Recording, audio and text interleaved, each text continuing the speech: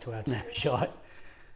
It's Evelyn, Greg and Muttley here. Yeah, that's Muttley you can hear. Look at him. He's a character. Sit down, sit down. He's in a mood today. But anyway, that's my subject today. Look at him. Owning a Staffy, 4.5 years. What's my verdict? So, first of all, thanks everybody. Welcome to the channel. The supporters, the subscribers so far. Can't do it without you. Hit that like. New to the channel, hit the subscribe. Please join us. Our life in Australia. We love to talk about how our life's going along in Australia. We've done some videos prior about our passions and our hobbies. One of mine being model trains, and another passion of mine is this silly little Muttley, my Staffy. I had him for 4.5 years. I wanted to quickly chat about him. So here is to you and good health. This is my Coldie and a chinwag. Look at this guy. Hey, you're an egg, aren't you? You're an egg, but you're my egg. So, after 4.5 years, what do I think about owning a Staffy? Well, I've got to admit, I could put it in, say, one word: handful. Great, beautiful, loyal dogs, but you need to sacrifice a bit of your life, in my opinion, okay? They are far more challenging than probably most people know. I'm no expert, I'm no dog whisperer. I'm very novice when it comes to dogs, but I did my background check, I did a bit of homework, and I love animals. I think a big part of it is being love animals. Now, he's got a little enclosure out the back there, probably about as big as, I'd say, 2 size bedrooms outside, all fenced up. And that's all. He's happy. If it's raining, he doesn't really like rain. He stays in his little kennel, and he's quite happy. He will not even come out if it's raining and I want to take him for a walk. And that's just a personal thing that he's decided to be like. You pick up a hose or something like that, he freaks out. I do not know why. He hates baths, but absolutely loves the water. He will jump in the water in the middle of winter. I'll go out for a swim and he will literally almost drown me because he's just trying to come out and spend time with me in the water. So hates showers, hates hoses, but loves the water. Go figure. I have no expense spared when it comes to his health. I make sure he's 100% checked by the vets, usually twice a year. His tick tablets, all his injections. I do not slacken when it comes to things like this. I feel that if you want to own any type of dog, make sure you're committed to doing something like that. He's a beautiful dog. Why would you want to risk just, because of a couple of dollars? Sit down. He's listening for Evelyn. Because you wanted to be cheap on him, something like that. I just couldn't do that. He gets as much money as I need to spend on him. There's no limit. I love the boy. So look at him. He's a classic. So yeah, after 4.5 years, I would say anybody who wants to own a dog like this, you have to have the proper place to raise a dog like this. It's not an inside dog. I don't care what anyone else thinks. This is just my opinion, but we just have him in here for an hour or two and then he goes back outside. I walk him 2-3 times a day. I'm lucky because I'm retired. I don't have much on my plate during the day. To lock this dog away in a backyard is just, to me, devastating. You should not do that type of thing. If that's your life commitments, work, and you have to spend a lot of time away from the dog, I don't think this is the type of dog for you. So he gets plenty of exercise, 2-3 times a walk. We take him through the bush, and then, like I said, he's a weather dog. He doesn't like going out in the weather.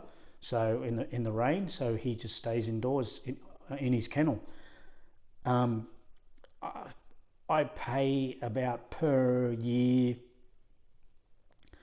I would say around $600 for food. I do not skimp on the food. Same thing. I go and check where the food is made and the ingredients, and I get a proper percentage of protein and fat for the dog. No cheap stuff. I get this stuff that's called Uncle Albert's in Australia. Very local made food of mixture of chicken and beef, and some good vitamins and stuff for dogs. So he gets, I would say, half a kilo, give or take, of food every day. And then sometimes depending on whether he's looking a bit chubby, or I've only taken him for, say, maybe 2 days, 2 times a day walking in a row, I might just give him a little nibble. He gets plenty of bones. I go to the local butcher here who looks after me, and he gets plenty of fresh bones and stuff for his teeth. I make sure his ears are regularly checked, which I do, and get some medication to spray in his ears. He absolutely hates it, but I do it because we have tick problems around here, and I would hate to see him get a tick or something like that. Even though he does have double protection when it comes to tick medication, I still check him. I check between his paws, I check in his ears, and so far so good. We've had, I think, 3 times the tick's gone on him since we've had him, and all 3 times the tick couldn't burrow. It was probably getting poisoned by his tick medication. So that stuff works, trust me. So anyway, yeah, if you're planning on buying a dog like this, please be committed. They can go quite weird and very unsociable if you don't socialize the dog. He loves other dogs, all sizes. He's a little bit rough when it comes to other dogs. He doesn't mean to be. He hasn't got an ounce of aggression in him.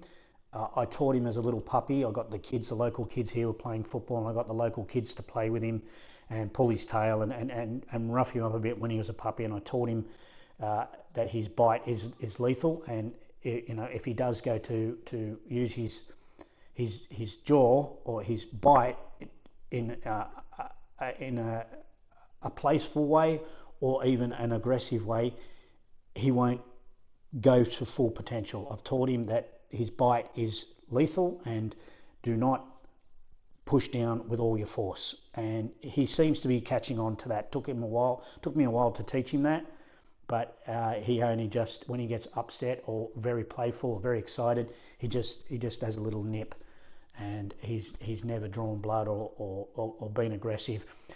So yeah, I also taught him when he's got food and bones not to be aggressive. We have friends over that have a Labrador, and having that Labrador around, he seems to calm him down a bit.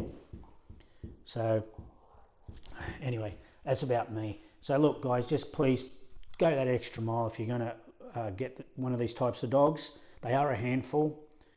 Make sure you look after them. Make sure you pay attention to checking the dog, seeing that there's no ticks and stuff like that if you live in a tick area. Please go to the effort. I always check his gums and stuff. The vet told me to check his gum for, if they're really nice and pink, that means you've got a healthy dog. Of course, his nose, check his nose, his ears, his eyes. I check in between his paws, stuff like that. And we've had relatively no problem with him. And always make the effort, go to the vet, even if you think your dog's in decent condition, especially as he gets older. So I hope that it's helpful for everybody. And yeah, that's my life with an American Staffy here in Australia. Cheers for watching. Take care. All the best. Remember, drop a comment, hit that notification button. We've got plenty more coming about hobbies and life in Australia, and also travel soon overseas. Take care, guys. Thanks for watching.